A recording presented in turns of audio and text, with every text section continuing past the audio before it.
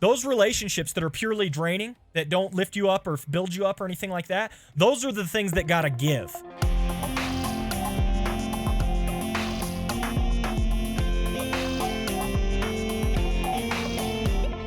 This is a really good question. I'm first going to start off with it in regards to relationships, okay?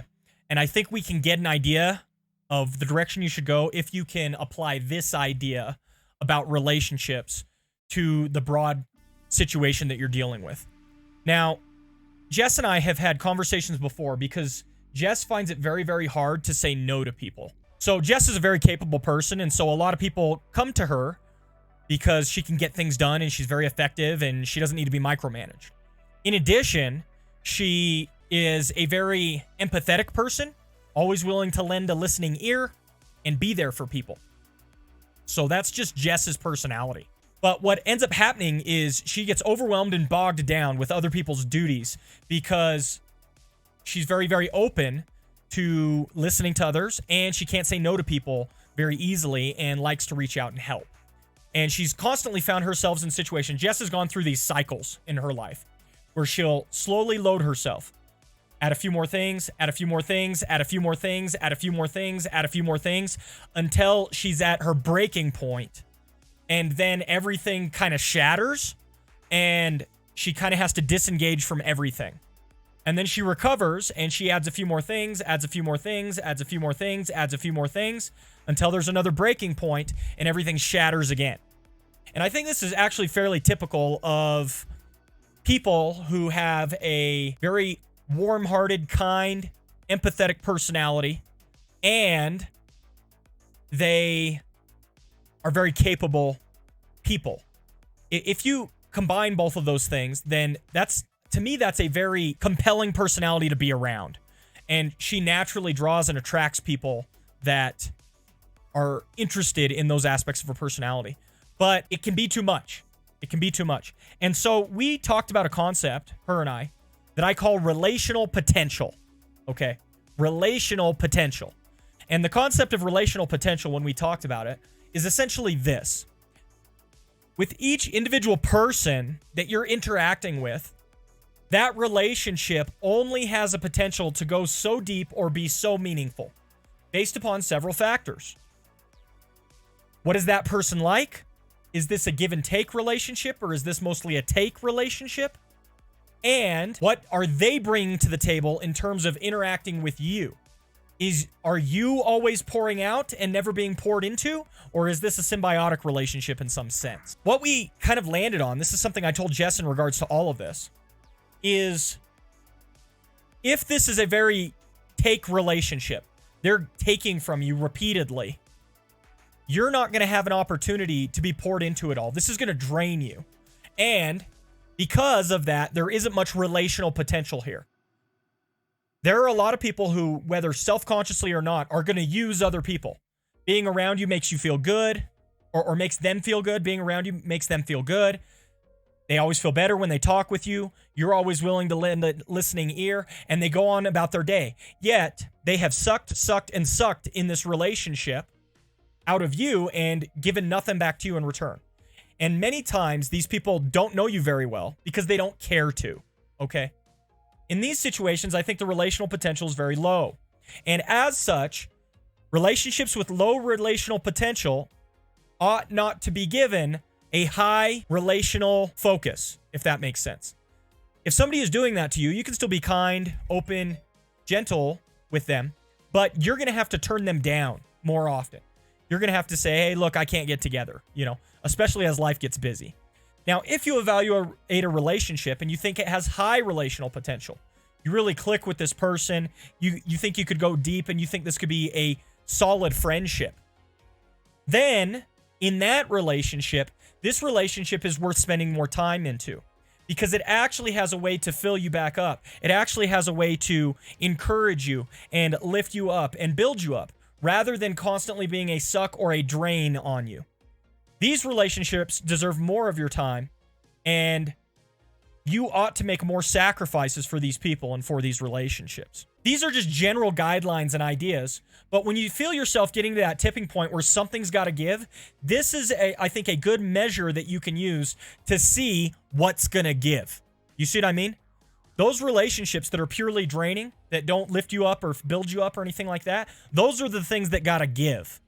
Those are the relationships that you're going to have to say bye-bye to or limit your time with. So look at your life as a whole, okay? Look at all of the things you're investing your time into. And I want to bring another factor into it now because we're talking about ministry, okay? We're talking about ministry. And so the other thing we need to bring into it is ministry strategy, okay?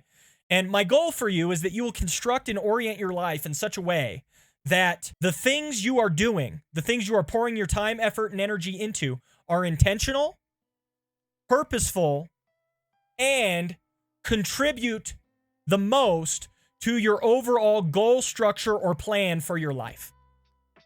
It is very easy to react to stimuli in your life and just react until you go to bed and then wake up and react until you go to bed again.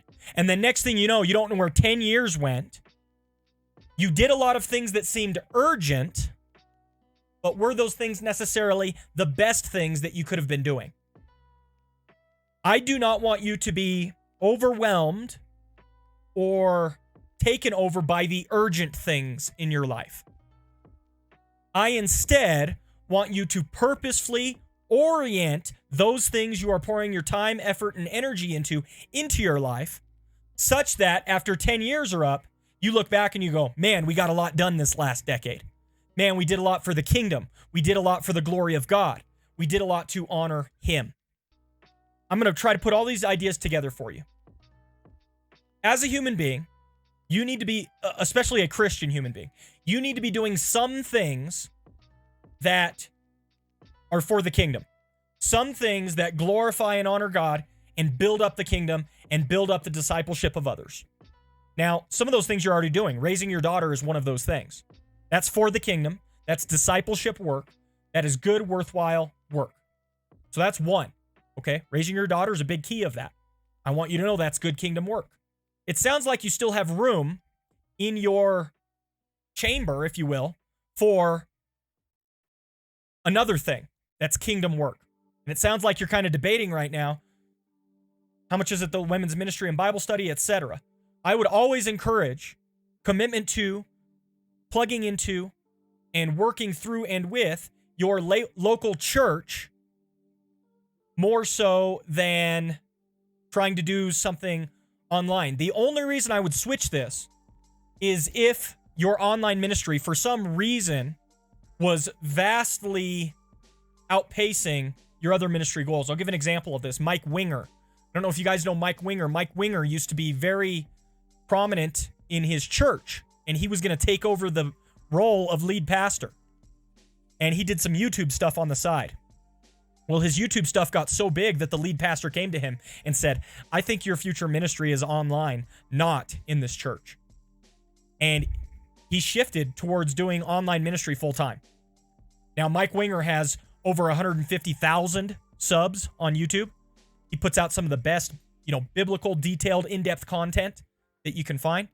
So it was clear that God was uniquely calling him to that realm. But you have to ask yourself, in terms of impact that you're having, which is going to be more important. So then you have to ask yourself, okay, I think all of your ministry and kingdom work that you need to be doing is probably tied up in raising your daughter and teaching the women's ministry at your church. I think that's that's a lot of kingdom work for one person. Okay. So I think you're probably good on that. Other than that, I mean, being a good mom, wife, homekeeper, if that's what, and I don't know if you have a job outside of this. So it might be homekeeper and or, another job or something like that. Whatever else you're doing, that's going to take up a lot of your time. At that point, you have to ask yourself, what's the purpose of Twitch? If your purpose, I'm a stay-at-home mom. Okay, cool. Now you have to ask yourself, what's your purpose with Twitch? If your purpose with Twitch is to make it another kingdom or another ministry thing, to me, I'm looking at like the overall structure of your life, and especially given that you told me you're a stop and smell the roses kind of person. To me, that seems to be spreading yourself too thin, and you don't have anything that is filling you up, encouraging you, motivating you, anything like that. Because that to me seems to be tapping yourself out. I don't know if you have a group of friends that you guys like to hang out with regularly. I don't know if you guys have hobbies that you like to engage in. But if Twitch is yet another ministry thing, I mean, that's you doing 3 ministry things. Raising your daughter, your church thing, and the Twitch thing. Now, if that's tapping you out to where you don't have any refill time, I think you probably need to drop Twitch. But if you find yourself refilled from Twitch, if you find it rejuvenating, encouraging, if you stop and think to yourself, if I could do anything right now, right? Let's say you have a spare afternoon, a spare 3 to 4 hours in the afternoon, and you were to ask yourself, if I could do anything right now to feel relaxed, take a load off, re-energize, refuel myself, if streaming isn't towards the top of that list, I think you need to drop it. Because that is, given the structure of your life, that's what streaming needs to be for you, I think. I think it needs to be something where you're recharged, rejuvenated, and remotivated. So if you were to ask yourself, I have a spare 4 hours, and I can do whatever I want, no obligations, is streaming anywhere near the top of that list? I think you probably need to drop it. From what I've seen, let me ask you this, because you were the one who told me you're feeling tapped out. Between being a mom, a wife, and pouring into your Bible studies for your women's ministry stuff, do you feel like you have a lot of excess time or not? Okay, so you're strapped. Yeah, I would drop it.